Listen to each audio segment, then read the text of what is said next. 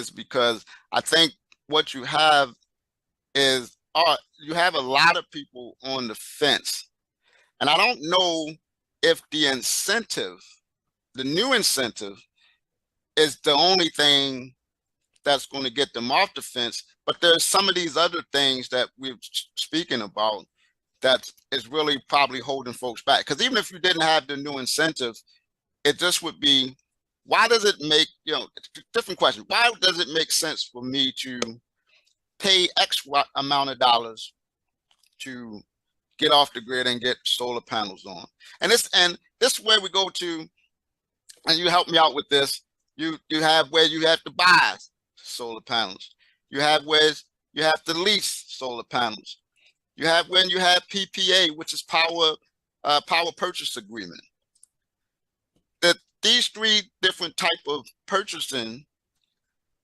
Tell us a little bit about those three, and I think you will help folks understand. Because again, one of the things when I was speaking of mistakes to avoid, these are the mistakes. Maybe a salesperson doesn't explain that you don't have to buy them, you can lease them, or you could do PPA. So can you help us with the difference in the three? Sure. And I don't want to go into a bunch of weeds, but with the financing, now everything is finance. But I will use financing when it comes to getting your full 30%. Here's the whole gist of this. The 30% tax incentive is there to offset the cost of the solar panels. That just for an example. Let's say I come to your home and you're paying $500 for your electricity. But then I say, well, I'll put you on the solar panels, and now you go down to $250. Where $250 with the solar panels, and you're getting 3,000. Let's say you're getting $10,000 back from the federal government for the incentives to pay down the solar panels. The homeowner has to send that money to the finance company. Okay. Good. If the finance company, if the homeowner don't send that money to the finance company, then their system don't get brought down.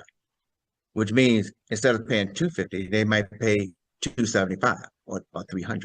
Okay. But here's the question. If you get a refund check because you're getting the solar and you got $10,000 in your hand, and you know if you don't send the money in, your bill is going to go up to $275. But if you send the money in, it'll stay at $250. So the question is, here's the choice that the homeowner has. Keep that $10,000 in the hand and pay $275, or send the $10,000 in and only pay $250. That's the question that the homeowner has. That would have been an influx of cash coming to the home. So that the choice is being taken away from the homeowner. Trump is taking the choice of them getting that 30% cash money in the hand. They have to send that money in. If they don't send it in, the cost of the solar panels would go up by whatever the amount it goes up to. So here's the question. If you had $10,000 in your hand from the federal government, and if you don't send it in, your bill goes from $250 to $275. What would you do? That's the question.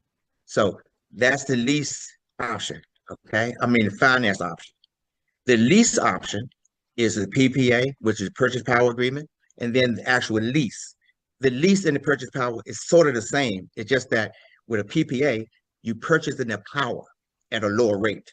You don't own the solar system. You only thing you're doing is purchasing the power. Let me go back. The finance, you own the solar panels, you own them. They belong to you. Okay. You can continue writing them off.